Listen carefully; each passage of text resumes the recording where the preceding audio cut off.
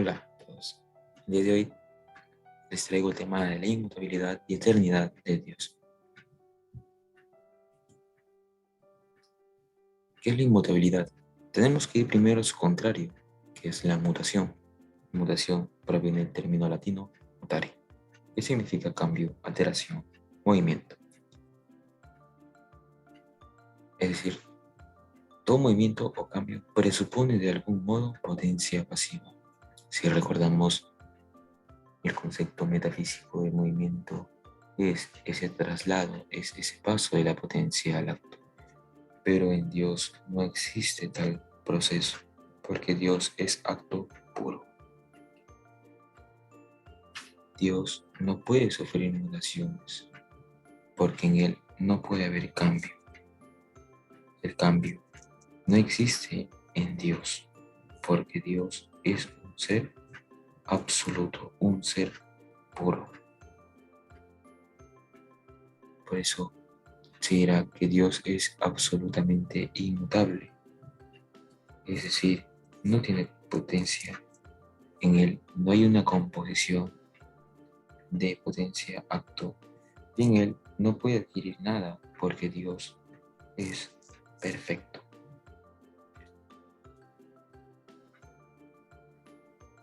En cuanto a la mutación, nos menciona que toda criatura es mutable en cuanto a su ordenación al fin y en cuanto a su ser sustancial. Es decir, en los seres creados hay esa mudanza, hay ese cambio, hay ese proceso. Pero en Dios no puede darse ese proceso porque Dios es el que da el ser. En cambio, las cosas participan del ser dado por Dios. Por eso es que todas las cosas son mudables en virtud del poder de otro. Es decir, Dios obra en grado sumo, no por otro, sino por sí mismo. Ahora, hay ciertos filósofos que a lo largo de la modernidad y en la edad contemporánea han negado esto. En primer punto tenemos a Hegel, que nos dice que Dios deviniente, sufriente, es decir, Dios no es, sino que deviene.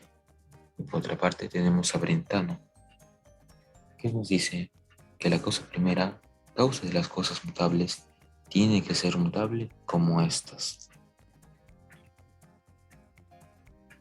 En cuanto a la eternidad de Dios, hay que entender primero el concepto de tiempo. Y ese es numerus modus secundum prius et posterius.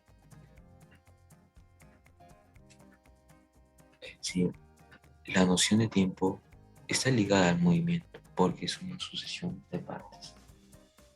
Santo Tomás más adelante nos dirá que para entender la eternidad hay que entender la inmutabilidad. Es decir, para entender el tiempo hay que entender la mutación. Es decir, la medida de lo que es inmutable se denomina eternidad. Solo tiene tiempo aquello que tiene movimiento, pero como Dios hemos visto que es inmutable, no puede haber ese movimiento. Para hablar de la eternidad, tenemos que romper con la concepción de tiempo. La eternidad no es el tiempo que no tiene fin y que no tiene comienzo. El tiempo está marcado por algo importante, algo esencial, y eso es la sucesión. Las cosas se suceden. Nosotros vivimos en el tiempo. El tiempo significa que hay cosas que suceden, que van pasando. Las cosas se van moviendo.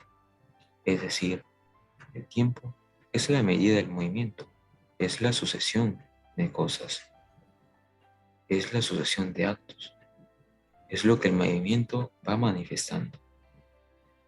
Por otra parte tenemos la temporalidad. Boecio nos dirá, interminabilis vitae toda simul et perfecta possessio. Es decir, que Dios es y existe como una sucesión simultánea y perfecta de la vida. Gozar plenamente todo ahora todo siempre. En Él no hay un antes, no hay un después. Es una posesión, es una simultaneidad, es una perfección total. Dios es su eternidad porque es inmutable. La plenitud de la vida divina es un puro presente, siempre actual, el de ahora absoluto, el ahora absoluto, mientras que el ahora del tiempo es una hora fluyente. Conmigo será hasta otra oportunidad. Muchas gracias.